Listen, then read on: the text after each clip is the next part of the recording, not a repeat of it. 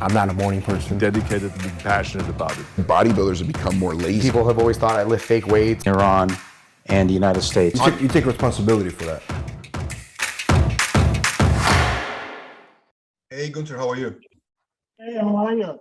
Good to meet you, man. What's going on? Everything good, everything good. I was looking forward to this interview with you. Yeah, I mean, it's great, Yeah, man. It's good to meet you finally. Yeah, what's going on in the world of bodybuilding?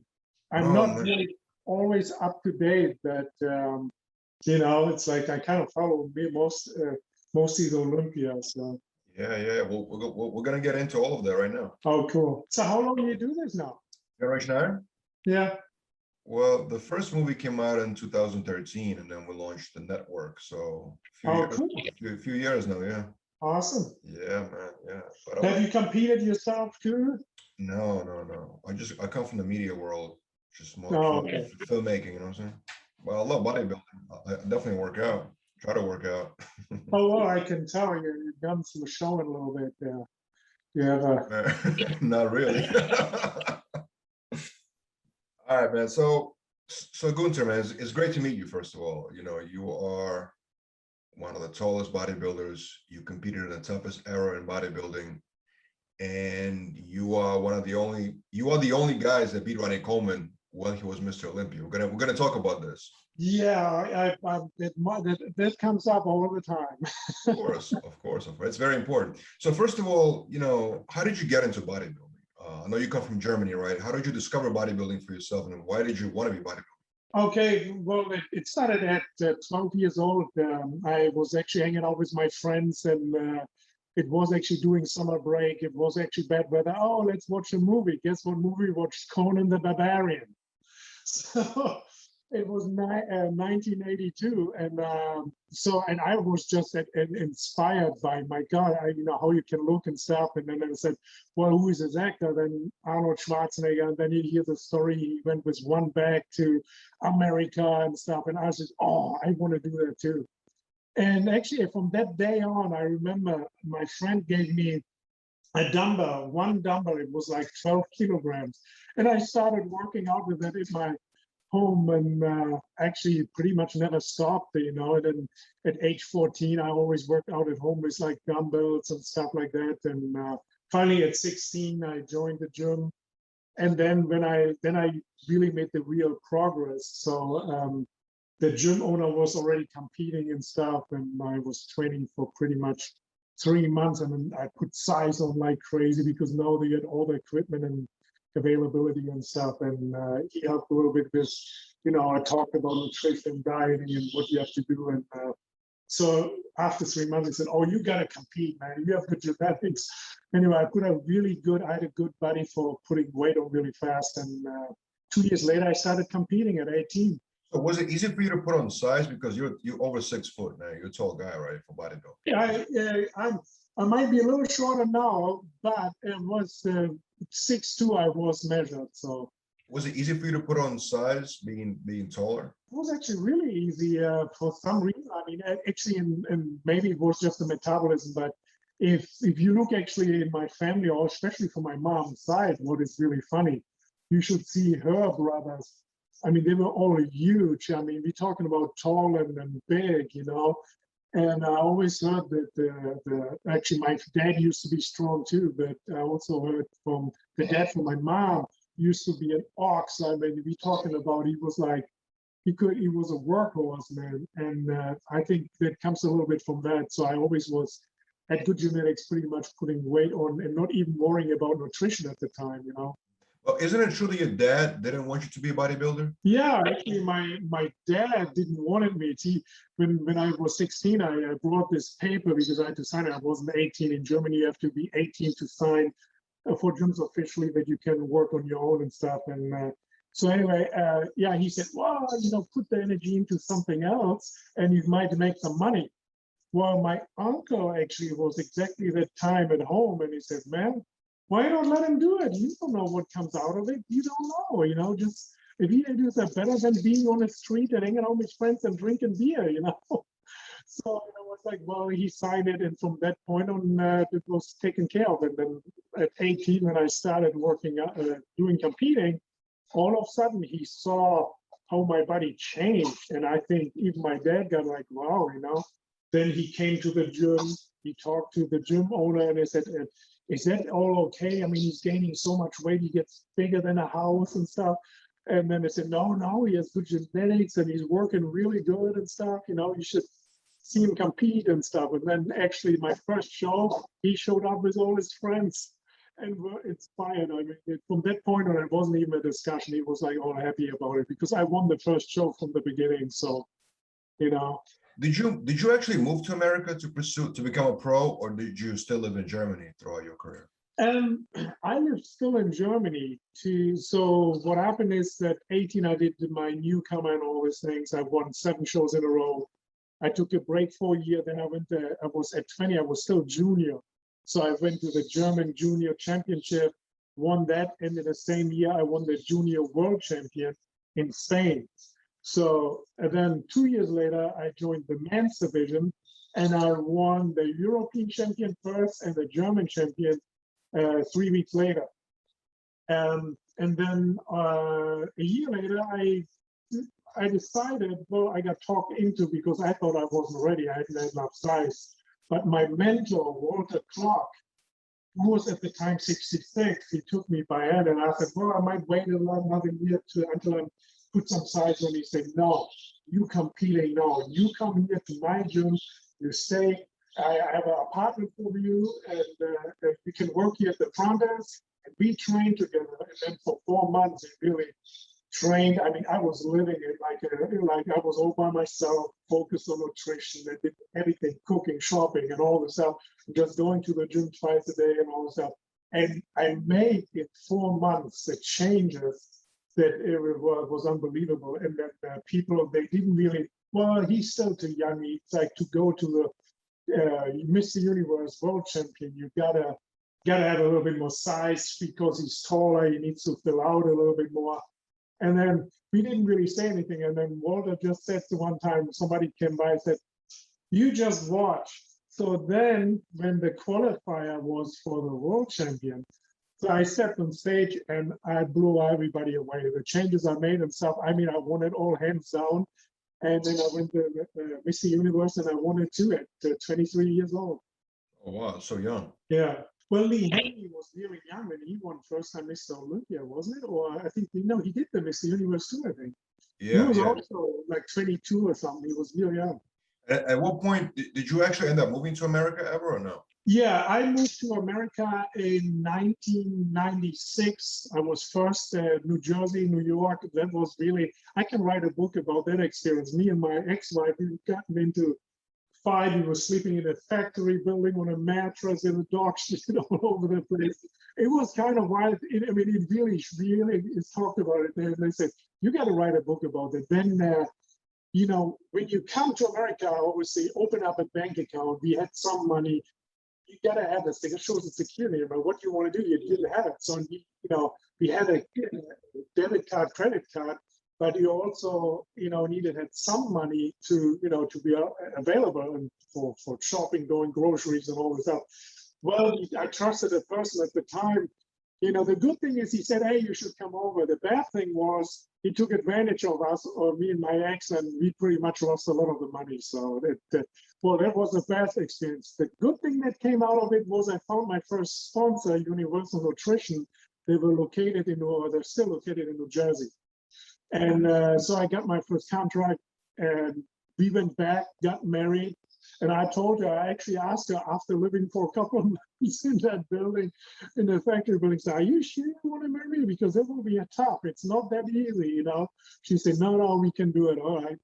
So, and then I remember I ran into Ed Connors again. I think it was the night of the champions. And he shook his head, what the hell are you doing here? You got to come to California. And then in May 1997, I went to California and trained at Gold's, met all over. It was always great. You have to understand when you come as a pretty much new pro and, you kind of look up to Flex Wheeler, Paul Lillette, Kevin Levrone, Chris Cormier. I mean, all these guys, and then you walk into goals and here they are, we're all training there, it was a different time than it is now. I mean, you're talking, I always say I'm so blessed that it was at the time I felt when bodybuilding personally for me, I thought it was at its best, because the contracts, there were a lot of contracts. I mean, do you see any companies who has 28 athletes on a contract? Weider at the time had 28 athletes on the contract, just Weider. So then there were, Muscle Tech, all these other companies who had people on the contracts and stuff, and it just, it was great. It was insane, that lifestyle and stuff, obviously, so I'm just saying, I'm blessed that I was at the time bodybuilding and make a real good living on it. When you showed up at Golds and you met all those guys, right? But the pro bodybuilders, did they try to like size you up? Did they show you respect? Like what kind of reception did you get? Well, yes, kind of. First of all, the photographer way back, I don't know how long you are, like being familiar with it, but the photographer Art Zeller? He used to do a lot of photography of Arnold way back, and he worked with Joe.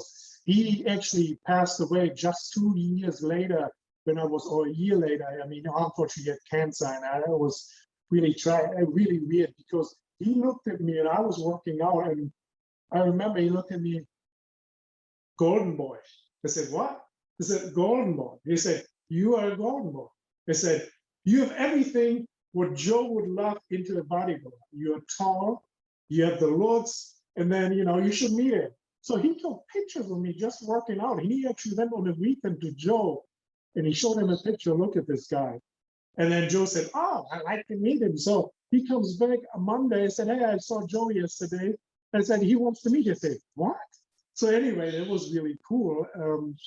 I've met Joe before because I was in 1996 when I think I was at the Night of the Champions, and then I flew out here taking pictures with Chris Lund, and then I just briefly met him with Andreas Münzer, who actually after that died, in his office. But at the time he said, well, if you want to work together, you gotta come out here and live here, okay?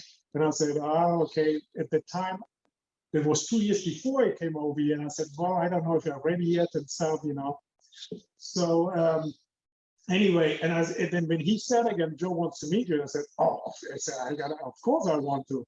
So we got a meeting set up, and from then I got an offer for a contract. And talking about sizing up, I know because for some reason, I remember I got right away photo shoots, got put on the cover. The covers must have sold really well because I got an offer for real good contract.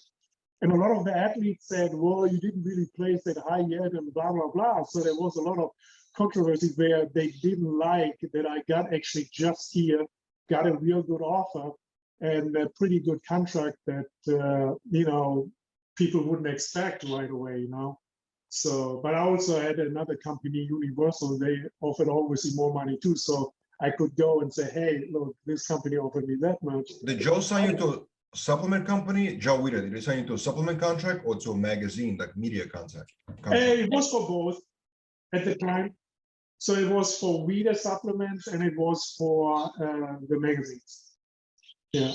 So what was Joe Weider like? Because I hear different things from different people. What was he like from what you know?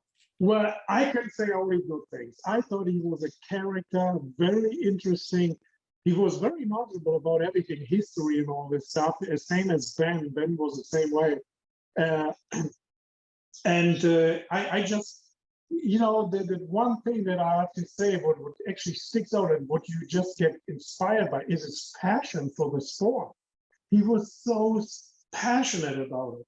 And even when he was like pretty much really old, still every day he tried to go to the office. It was crazy. We had a couple of times I met him in Woodland Hills near the office for lunch and stuff. And, he just was an interesting character and always, well, I don't know. I don't feel like he ever, anytime I met him, he was always a little funny, but also, never had a bad day, in my opinion. I don't know. He looked at life that way, I guess, So I had a really good experience with him. I cannot say anything negative. I was all positive. So. So tell me about first time at the Olympia, going and competing at Olympia. What was that experience like for you? First of all, well, my whole life, when I started looking into Mr. Olympia, following like, look what Arnold did in the magazines and Lee Haney at the time and stuff. I was like, obviously, I was like, oh my God, I want to get there. I just want to be on that stage. It's a dream, right?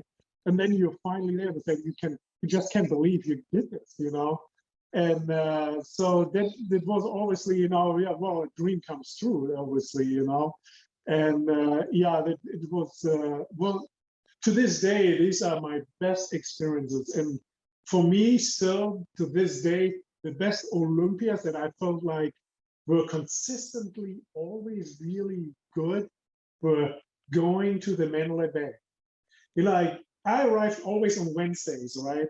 So you walk in the foyer at the time in the Mandalay Bay, they had always these flowers, the ambiente, the people already checking in, all the photographer, the little vibe that's going on. Everybody's like tense and excited at the same time and stuff, you know. It was amazing. I don't know. It's like, that is the one thing that I always missed, you know. It was always like getting ready for the show, the drive down to Vegas. I always drove, never flew. And it was like, you know, it became after a while a ceremony almost, you know. It was really cool. I mean, I loved it. It was pretty much, well, some of my best times in my life, man. Now, obviously, you've competed at the same time as Marcus Rule, right? You guys competed against each other. Yeah, we were, I think I competed a couple, I mean, I was also in New York and stuff, but in, when was it, 2000, I don't know when Marcus the first time competed. I was 2001 and 2002 already, then when I beat that year that I beat Ronnie. And then I was always 2003. So Marcus was there. Was he there already 2001 or was it 2002 when he first time competed? Something like that. I don't know. But did you find like people? I mean, he's a great bodybuilder. He's German, right? He's huge. He's very tall, from what I understand. Right? Yeah, he's big, man. He was like, he's like always. Did you feel like people are always comparing you to him in that era? Well, you know, I obviously was. They call me always a gentle giant, and he's kind of a giant too, you know.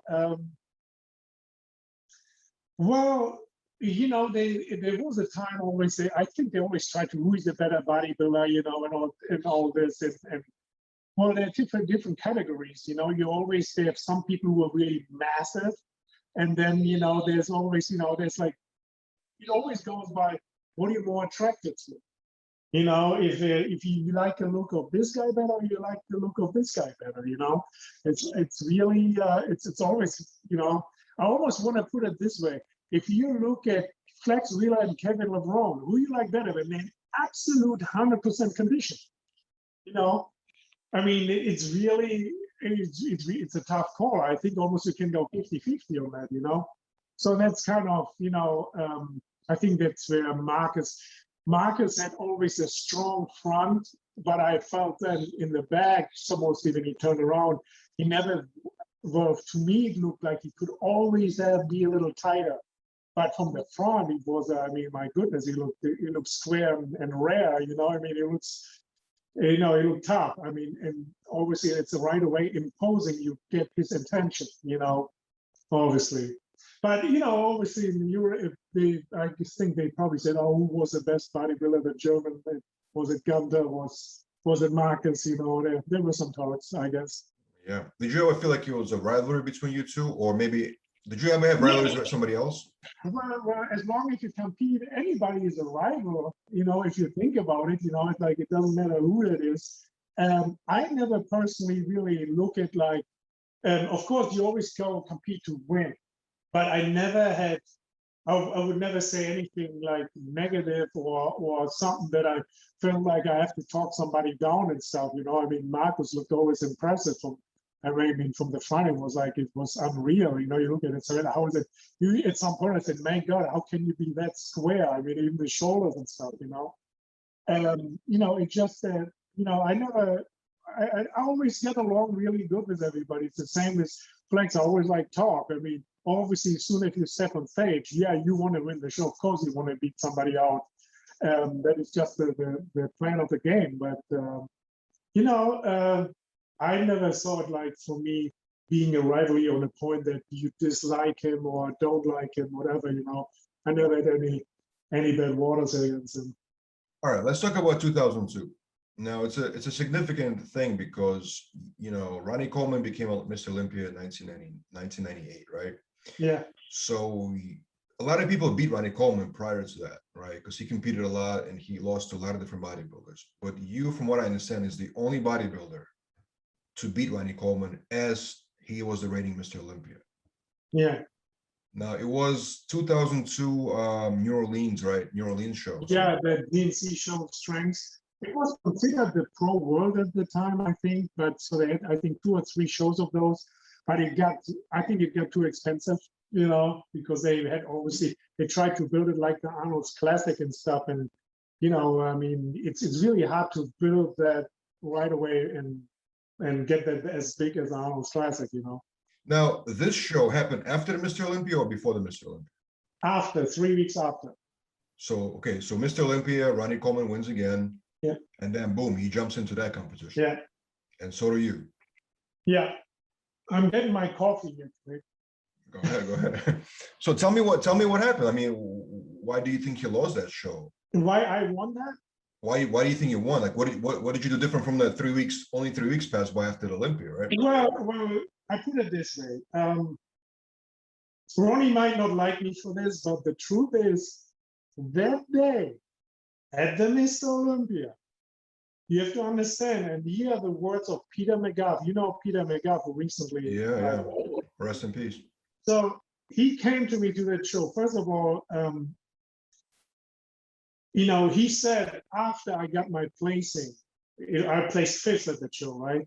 I walked backstage and I said, "Oh my God, you know, finally they put me in the final." He took me and he looked me in the eye and I said, "Gunter, you should have been already in the final last year. For some reason, I was the year before, you can look, I looked actually pretty good. It was 2001. They put Greg Titus in front of me, you know, and there wasn't even a comparison. I mean, I didn't even get compared to people in the top, I would say 7 that year that I could have been beaten.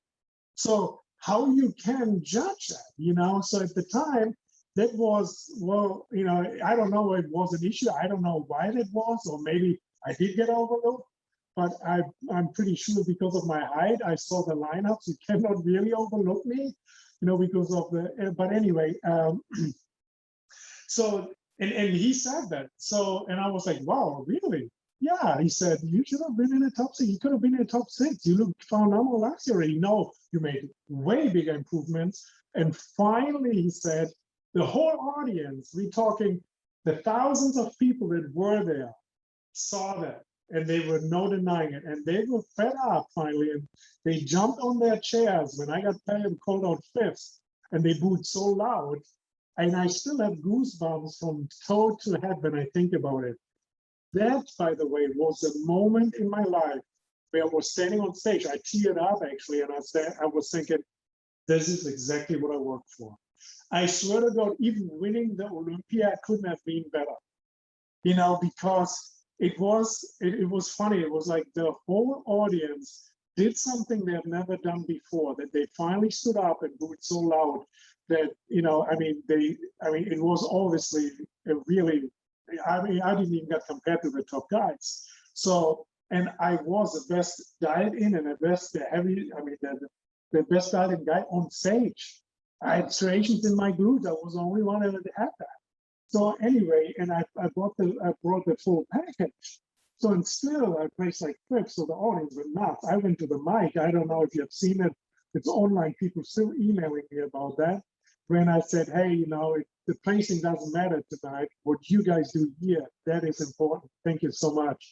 And I walked away. But it helped actually to calm the crowd down.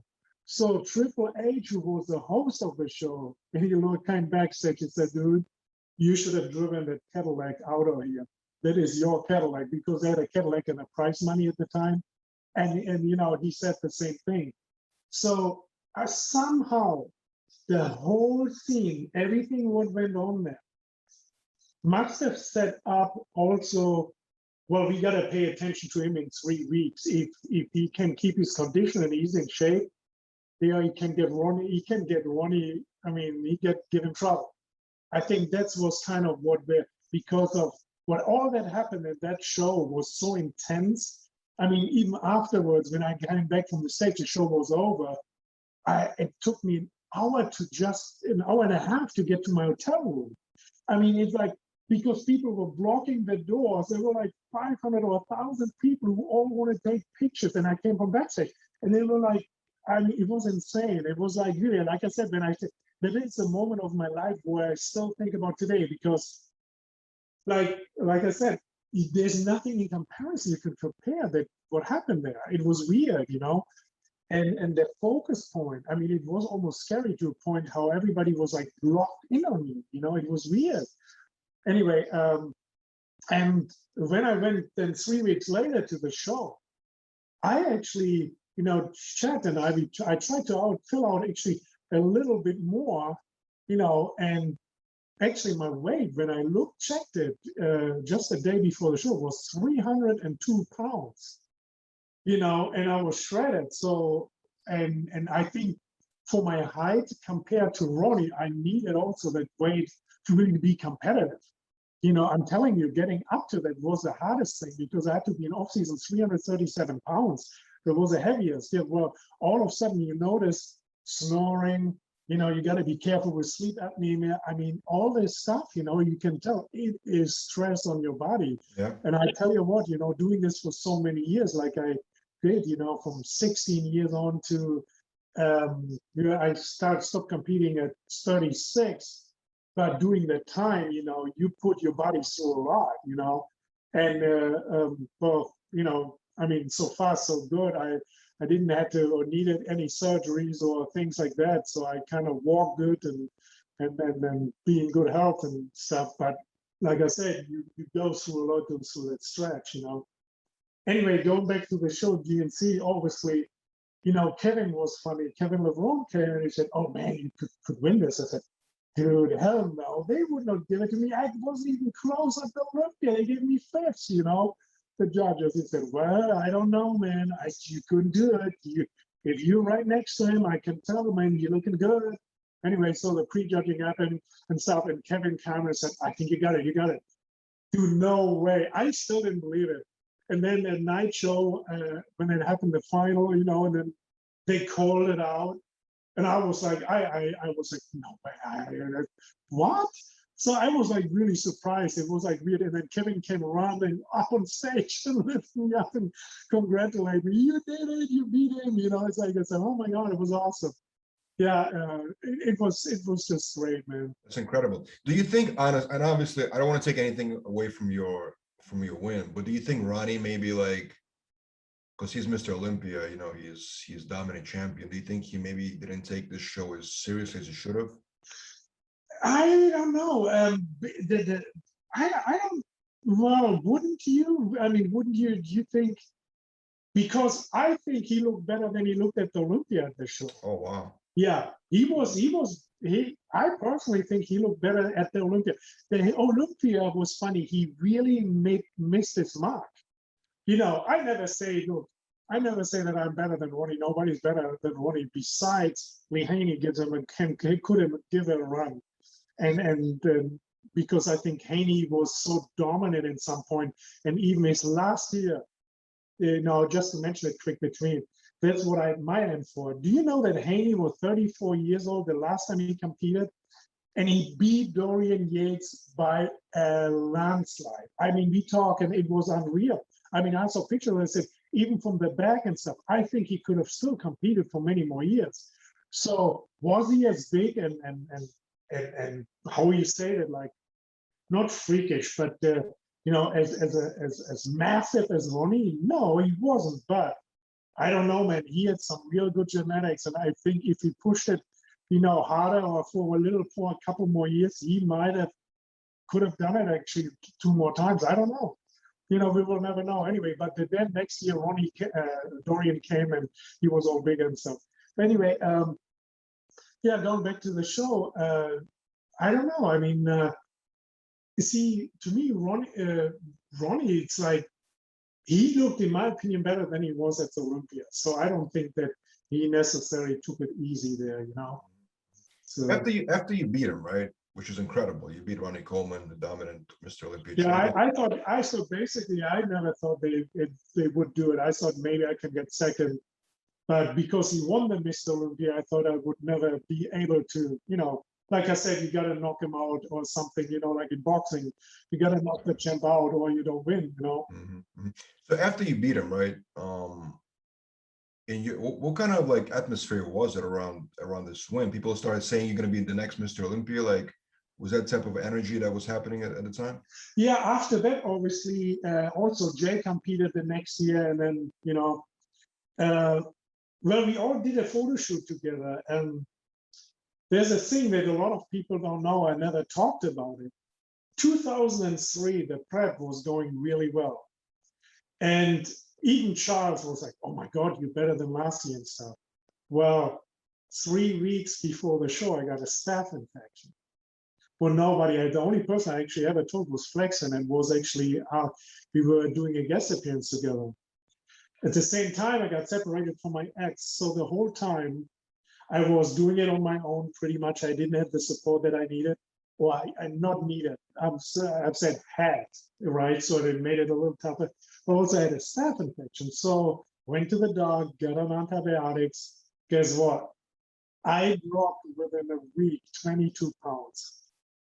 Everything shut down, nothing worked. I swear to God, I was like crying in bed, because it's like, I hope I can still compete. It was my thought, right? And then Charles, when I talked to Charles, I can see his face. He was like, my God, I said, it's like, you know, it's like, I think he was close to tears too, because he know how hard we worked and how good everything went until that point. I mean, we're talking about size-wise even, you know, I did my heaviest benches. I can tell, you know, it's like I could have been probably even like better and heavier, you know, and even proportion. So anyway, at 22 pounds, it was all probably water out of the muscle. Everything was gone. And so now you try to make that up at the same time, diet down. How you want to do that? So it didn't work out. So I had to go way lighter. I still made it in shape, so I made the finals, but it wasn't even close to what I wish we would have documented it, because it was such a difference. But I said to this point, there is the only thing in my life, if I could tweak something or change something to see the outcome of that show in 2003, because a lot of people thought, you know, well, he got his 1 year, well, he got a contract, whatever. It's like that. It wasn't like that. I could not be at my best, even though I tried. You know what Flex told me? Flex told me, actually, he said, I would have not competed. And I said, well, I still could get in shape and do it, you know, and then because you're on the contract, you obviously want to compete, you know. And I said, well, until when it got better, it's like the only thing I could do is come at least as good in shape, but lighter, not as big and full. But, you know, I could dial it in a little bit with it, even though I wasn't quite as tight, but I still managed, you know, to be okay for a top 6, you know, placing. But it is the one thing I wish that thing would have gone different. I would have liked to see that outcome that year, because I don't know if I would be as big as Ronnie, how he came in that year, but I would have been pretty close, I think, even with my height, you know. Anyway. Do you think Ronnie losing to you in 2002, like, did it affect his confidence at all? Ronnie, well, I don't know. No, I don't think it is confidence. I don't think he, you know, I think more than anything, it motivated, because the next year when he came, he was like, I mean, he was a totally different picture from the year before. You know, I wouldn't even say it was the same Ronnie, you know. So he came in big and shredded and hard, you know, he had a great form and stuff. I think it actually motivated him, you know, and I think that's awesome. I think that's how you should respond. If you lose 1 year or you had lost and you think, well, you know, I can do this, I'm still the best, you come and show it. And I said, good on him. I said, I never have any bad waters with that. Believe me, it's like, you know, I would do the same thing if I would be in that position as Ronnie, obviously, you know.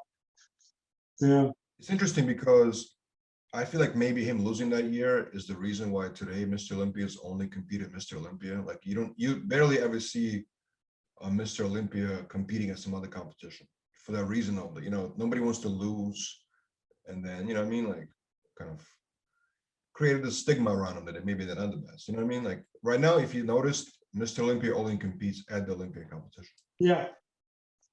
Well, yeah, but you know, you got to understand too, when you're Mr. Olympia and you won it, and you know you can bring the condition and you can hold on to that for like 3 weeks. Think of all the prize money, you know, at the end, it's a business that you take with you. Yeah, we're talking about the European tour. If, I mean, Ronnie now, why wouldn't you do it? I mean, you can, you know, it's like, you know, if you have other things going on and that make more money, it's fine.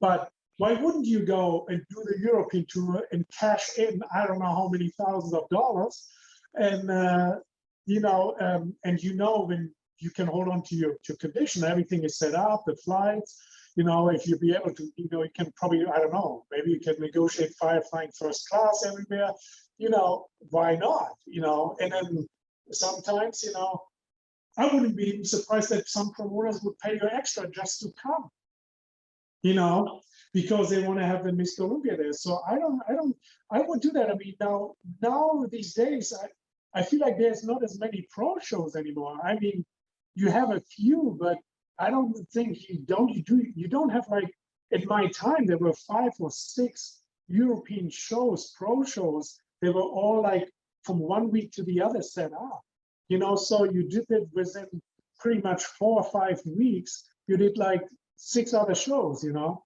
and you traveled and everything was accommodated for and all these things. I mean, I thought it was great. So today, how many shows are actually, I know there have been, you know, the Arnolds and all this stuff, you know, and I don't know. I think there's still a lot of shows, but they're not necessarily big shows. They don't pay out. They don't make like big purses. You know what I mean? Big like prize money. Yeah. Out of the big ones, you have Olympia and Arnold, of course, and there's a couple of other ones that have like big prize money. See, the other way around, I can see. Well, also look at this. The more you compete, the more you drain your body. You know, I mean, you gotta give. If you want to be at your best, you gotta take a break and let your body sit, recover. And, you know, it's the same with Olympic athletes. You ask an Olympic athlete to run his top time or, you know, as his world best time, you know, every day, he wouldn't do it. They time things, especially they work for several months in time for their best and to be at their best at the competition. And the same is with bodybuilding, you know. I mean, if you would do now the Arnold and the Olympia, well, you might look perfect at the Arnolds, but then when your body gets burned out and you start on the next diet for the Olympia, that could be a little bit tricky, you know. That you can do that maybe once, but not every year, man. I never thought it was good, you know. Absolutely, Definitely. Too much. Definitely. Now, in 2005, you got your highest placing at Olympia, 4th place, right? 2005. Yeah. And then 2006, you went back to 10th place. Yeah. And I believe that was your last year competing, right? In 2006. Yeah. So what happened from 2005 to 2006, and why did you finally retire? Did you get injured that year? Well, it's no, I don't know. First of all, in 2005, when I placed 4th, right? You know, I didn't get compared to the top 3. I don't know if anybody paid attention to that. Not once I got compared to the top 3. So Arnold came backstage. He actually was there and goes on my chest with his finger like this and taps on it. You should have been in the top 3. I don't know what they're doing. They go in the wrong direction. I don't believe it. You had a perfect posing. You were classic. Your symmetry was great, and you were dialed in. Your performance was great. I don't understand. And you did not get compared to any of the top 3 guys, you know. Anyway, he literally came backstage. It was weird. And I was like, well, you know, it's like, that's just the way how it is, man. And I was maybe mentally already there. I got a little, you know, maybe a break. I don't know. But still, anytime when I competed, I gave it all. So, you know, I always did the best thing I could to be, you know, to do the right thing and do the best thing, you know, for me to be at my best. But in 2006, I totally noticed that my body wasn't responding the way that I needed to. So for some reason, for instance, I can tell maybe it's nerve damage, whatever, my legs weren't getting there, you know, and all this stuff. All of a sudden I can tell, I say, I just, you know, and then I couldn't get even like in shape, I feel like I used to, you know, losing the body weight, I was holding water and all this stuff. So I kind of had to say, you know, it was funny. It is like, for some reason, nothing that I tried worked. It was really strange. And then, you know, and once you get out of a rhythm, you know, I mean, it's really hard to find, okay, what do you do now? What do you do from here?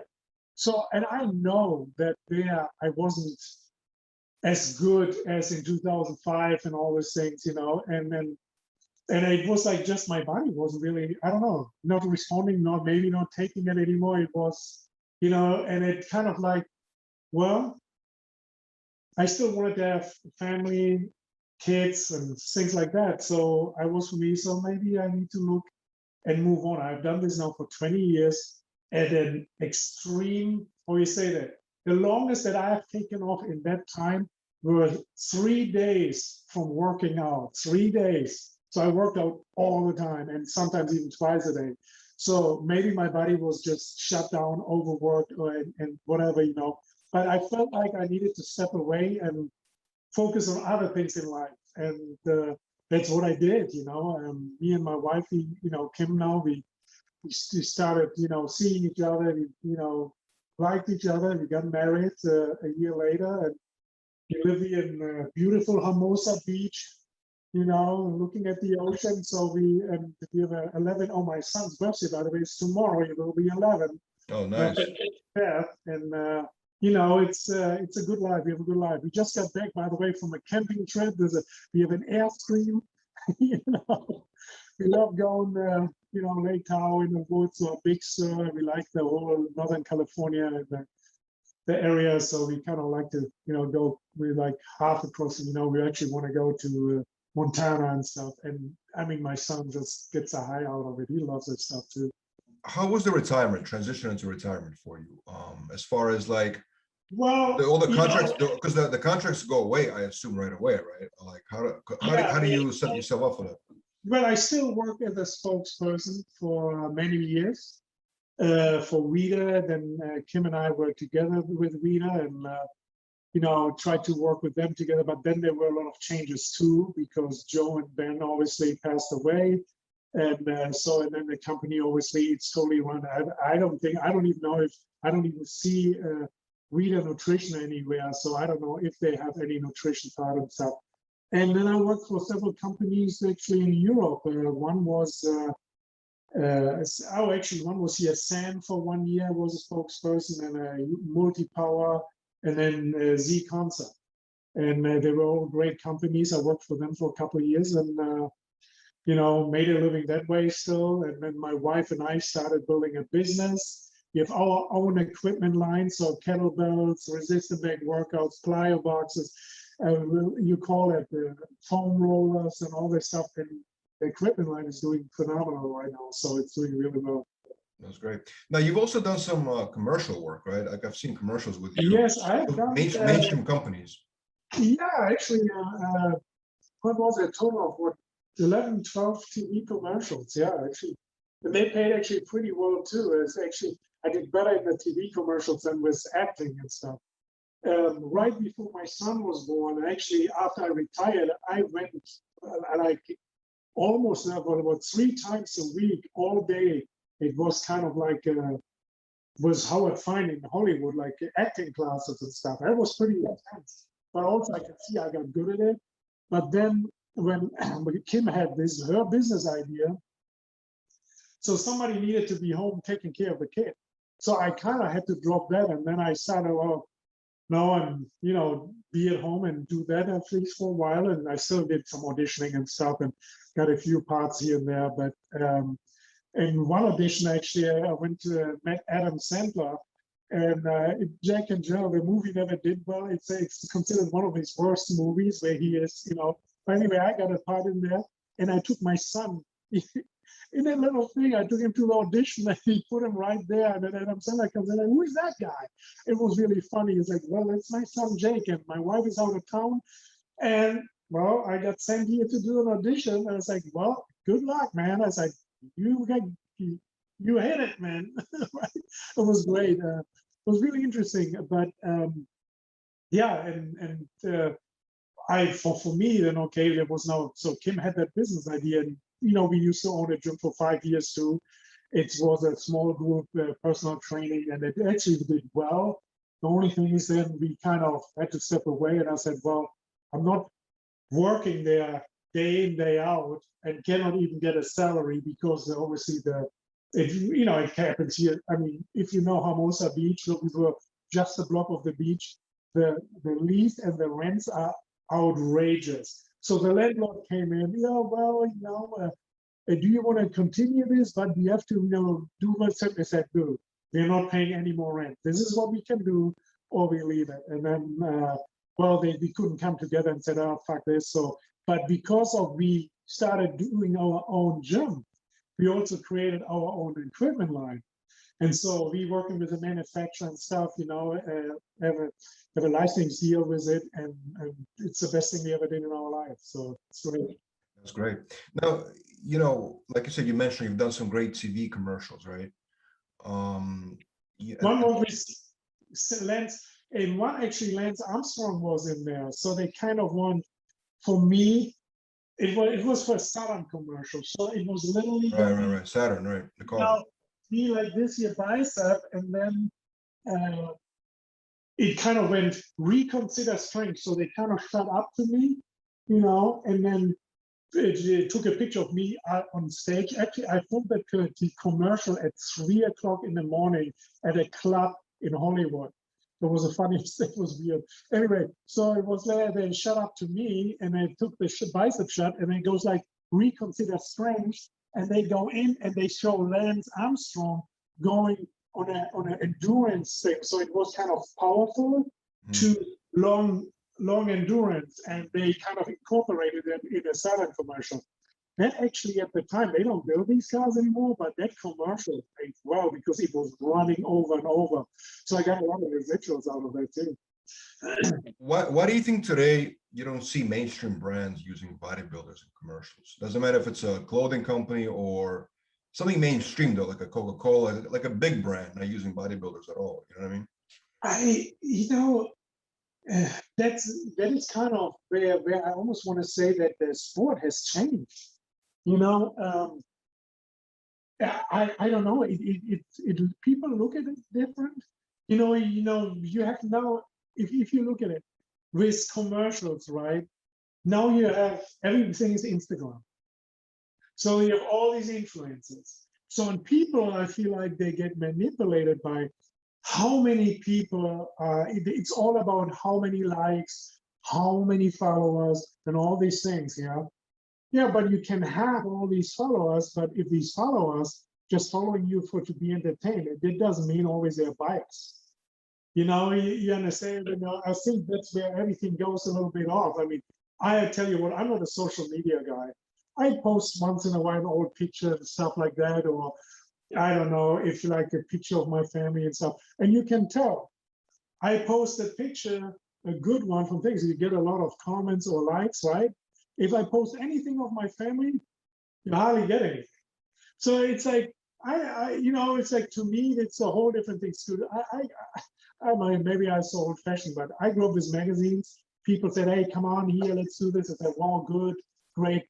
And to me, it's nice to have something in your hand, even you get a lot of news and quick information on your phone.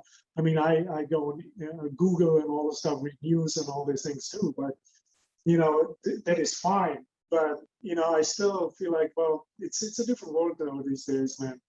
Some people, they get followers for posting, I don't know, whatever, and it's just different, Well, you retired right before social media really hit, you know what I mean? Like 2006, there was no Instagram back then even. Yeah. Well, I mean, a lot of these guys do a great job. I follow Jay and stuff. He does phenomenal and stuff, he's still working his business and stuff that way. I mean, always with products and the things he's involved with, It's like, see, for me, I kind of missed that part to continuing in bodybuilding. You know what I mean? For me, it was like, I don't know, I had to step kind of out of it, I guess, you know? So, you know, I don't know. I way back actually when I beat Ronnie, I had someone coming to me and I said, we need to do your own line. Well, I signed a contract with Reed at the time. So now you see a lot of people doing their own line. The only thing is, how profitable is it? I mean, it's like, I feel like the split of the market becomes so much, you know, I feel like you have to put so much into it now these days instead of when you had, like, way back then, I don't know, 10, 50 major companies. Now you have, I don't know how many, like hundreds. I mean, there's so many products. You just go in a nutrition store and say, what should I buy, you know? And it's funny, actually.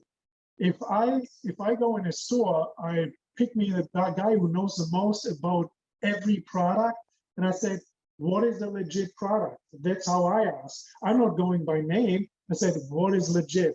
Who puts 100% like good quality product in there? Because I can tell. Do you know how many proteins I bought from major companies? Like I just to try, right? And it gave me gas like crazy. So somehow the digestion there, the fillers are in there, not working with my stomach. If I go and I pay more money for a good product, and I just can tell by taking it, and absorbs, I can tell right away if it's a good product or not. I just by how my body responds to it. And I literally can. I mean, there's really a lot of people do, yeah, I have a brand here, take this, and it's cheaper than anything else, and you take it, and then, well, 3 hours later or an hour later, you kind of feel why it's so cheap, you know what I mean? So anyway, I don't know, it feels like there's there's some good product, but there's a lot of cheap products out there, you know, just to get a margin, I guess. Absolutely. Now, I saw an interview with you from a few years ago, and they asked you who's the best, Ronnie Coleman or Dorian Yates, and you thought about it and you said Lee Haney is number one. So do you think Lee Haney is the greatest of all time bodybuilder? Okay, let me look at this. What makes the greatest? For me, what makes the greatest is who did it, and I want to put it this way: who was kind of the most dominant at the end? Who is still today like running around and is a freaking role model like nobody's business and healthy, no issues, and who did it the right way?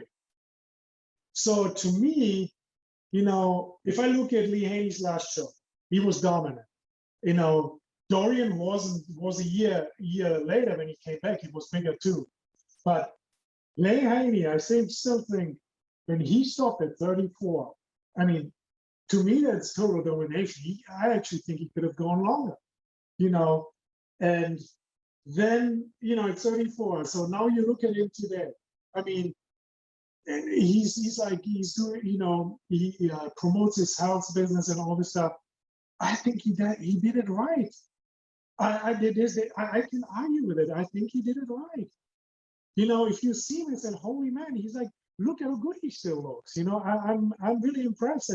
And I actually, it's funny, in a lot of time, at that time, I actually didn't even look up how old he was when he last competed. I thought when he last competed, he was 40. No, he was 34. I mean, that is to me impressive. Yeah, do you think, I'm not going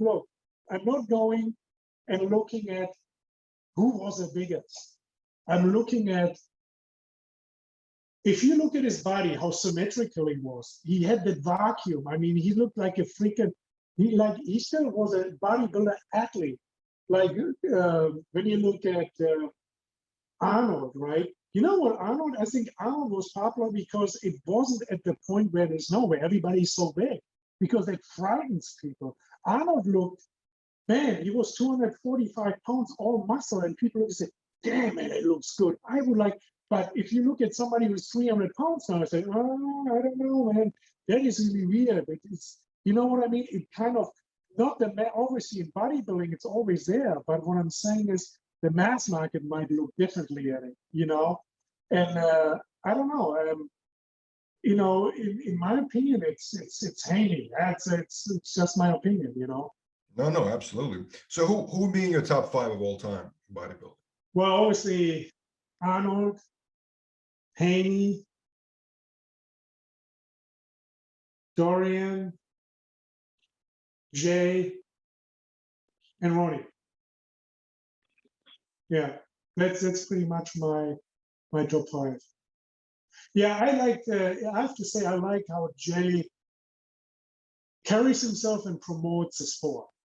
You know, I really have to say I think he did a phenomenal job promoting it, being, you know, like in the moment with people and all these things, you know, and everything he does in the sport and did for the sport. I think, yeah, I admire that. He does a phenomenal job for that, yeah.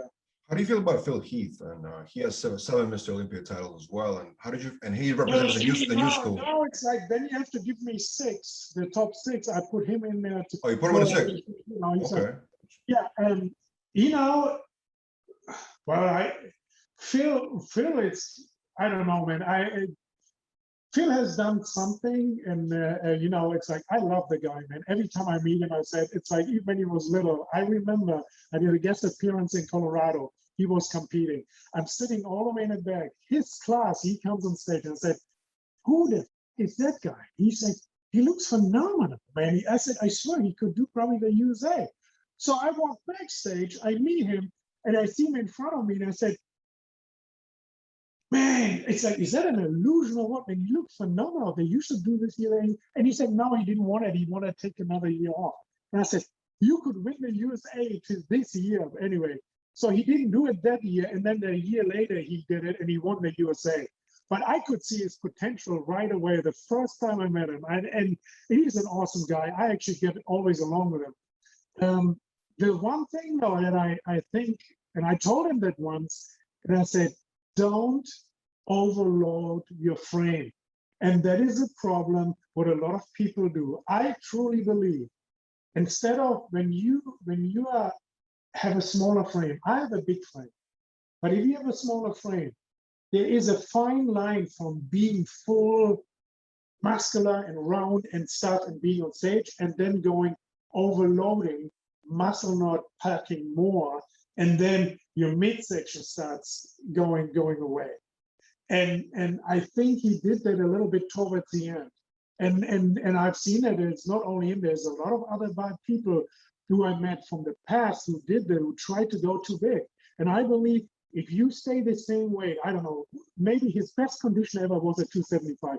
Don't try to top that. If you're not 6 foot or 6'2", you don't need to put that much size on your frame because that illusion takes care of it.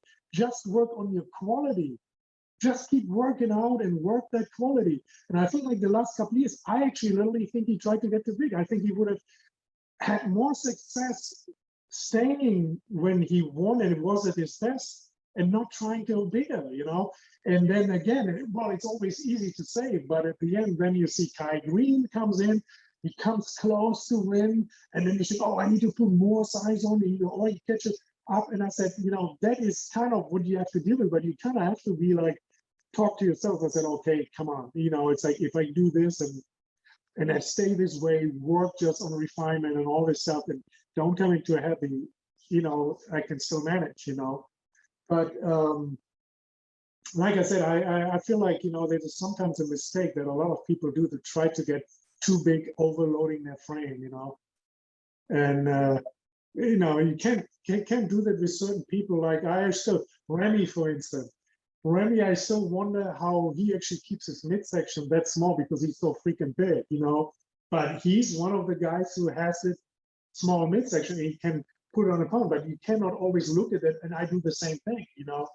It doesn't work that way, you know. Do you see Big Ramy becoming a multi Mr. Olympia champion and winning it for many years? I don't know. For that you have to know where he is at life. You know what I mean? It's like here's the thing, and that's what I noticed, and maybe that was part of it. Because I had to go to almost 340 pounds, my body said, no more. And I'm telling you, you can feel it at your heart. You know, you get it, all these things, yeah, you have to consider. And it's well, it's kind of, well, concerning when you see people, you know, they're that big, they try to get bigger. It's like, well, you got to watch it. There is something going on where all of a sudden your heart said, hey, this is enough. We are not meant to be with that much muscle and that heavy. I don't think there's no constructed heart for that. You know what I mean?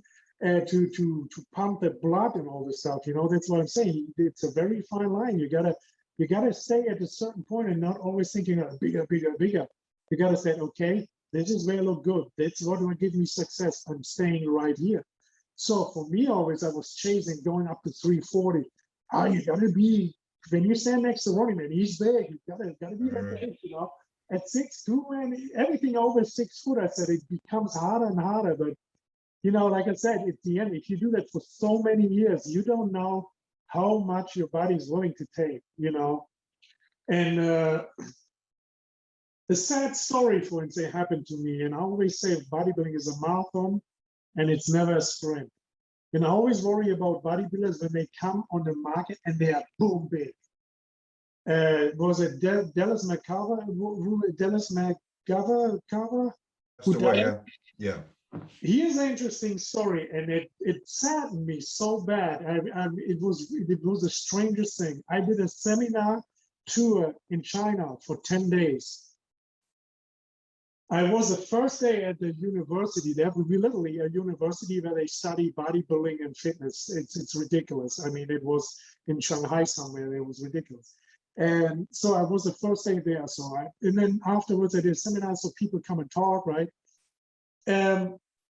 I had a guy coming up to me, you know, he asked me, you know, what do you think about Dallas? And I said, oh, I think he's awesome. But, you know, I do worry, he's really young and he's so freaking big already. I feel like, you know, it's like, sometimes, you know, I always look at bodybuilding as mountain. You gotta train your heart and stuff slowly, get steps getting up to that weight. You cannot go from here to boom there. I mean, it will affect your heart, you know.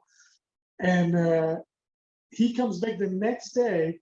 I'm sitting at the front. He walks up to the front table and said, did you hear? I said, what do you mean? Oh, I didn't hear anything.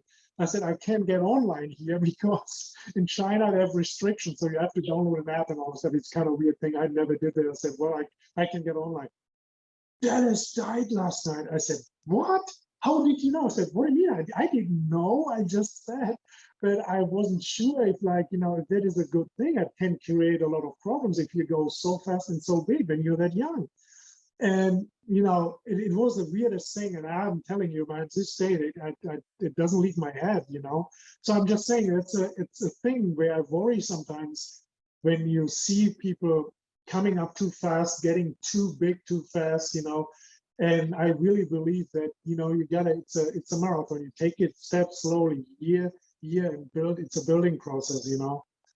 And I think if you want to have longevity, you gotta do it that way, you know. You're saying if a bodybuilder takes longer time to put the size on, they might be healthy in the long run? I actually think, yeah. Yes, I do. I do believe that the fast, doing it fast and then pushing your body, you push your body faster to the limit. Where if I think, you know, so that means you go, you know, it's almost like, well, it's like a car. If you have a car and you drive it at high speed just before the red line, right? So you can drive that car for a long time. But if you go into the red line, just that little tip, you might not drive it that long for a long time. That's how I look at your body too. If you drive your body, you go like, flatten it, red line non-stop, just to be quick and get the size and then get to it. And then all of a sudden you go like, boom, you know, you tip it over, engine breaks down. And that's how I look at exactly at bodybuilding, you know. And I think, well, the hardest part is really to be honest with you, because look, if you're passionate about it, you do whatever you need to do. Well, you know, there's, you know, at one point I had that thought process, but then also all of a sudden it kicked in. I said, wait a minute, man, there's still more. I want a family and stuff like that. And then when you see that your body is not quite willing to cooperate anymore as it did, like everything came easy, boom, boom, boom. So you got to make the decisions, you really push it to when it's done, or do you say, well, step back, let your body recover, do healthy things, take all your good supplements and try to get longevity out of it, It's like, well, I think that's the best way to do it, It's like I said, there's always a fine line, You got to know how far you can push. I want to ask you about women's bodybuilding in different divisions. I saw an interview with you from 2013, right? You said that you don't really like muscles on a woman, you don't find it attractive. And then the bikini division, you kind of compared it to going to a strip club. Do you really believe that? Well, for me personally, I always loved Kim was a fitness girl. I like fitness girls, right? The I ones like that do tone. the performances, right? I like tone, but I also like femininity. Where when in bodybuilding, I just can. I don't know. I don't look as a woman as muscular as almost a man. It doesn't strike with me. It's not. How you say it doesn't turn me on. It doesn't give me anything. So for me, I always look at more like the fitness girls who have a nice muscle tone but still feminine and stuff. That's what I always looked at, in good shape. And I've seen some of their muscles. But well, if you ask me, look at this. If you ask me at the time with Corey Everson, do you like bodybuilding women? I said, hell yeah, I like that. But if you see some, no, these days, I really think it's the same sometimes what other people think is bodybuilding. It maybe got too much and out of proportion, too big, I mean, you got to be honest. There's some sizes that some of the girls carry it's definitely bodybuilding man size or fitness guy size. I mean, do you not agree with that? I totally. Well, I think you're gonna catch a lot of heat for that, because people will say they're competitors and that they're to turn you on. You know what I'm saying? They're competing on the show to win. You know what I mean? So it's a sport in a sense. You know what I mean? Well, if you look at it as a sport, right. But you're asking if I like it. Sure. It's your opinion. I get it. It's your opinion, of course. If I like it, no, I don't. If you do a sport, you got to do whatever the sport takes. I mean, obviously, look, I don't like marathon. I don't like, for instance, I don't like marathon runs. Or like, do I get it? Do I think it's inspiring what marathon runners do? Yeah, hell yeah. So if a woman now does it for competing and just placing and winning shows, is that impressive, the work she puts in there? Hell yeah. I mean, it's ridiculous. It's insane. It's dedication. It's awesome for that.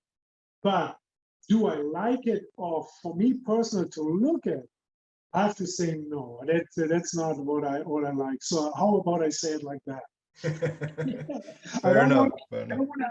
If you look for the sport, yeah, I do understand why they have to do it and go that way. And it's the same work, if not even harder, for them to get in shape than some for men even. I mean, it is dedication. And for some reason, I always feel like women, when they put their head into something, they are dedicated, and I think they can diet harder than any man I know. I swear, man, it's ridiculous.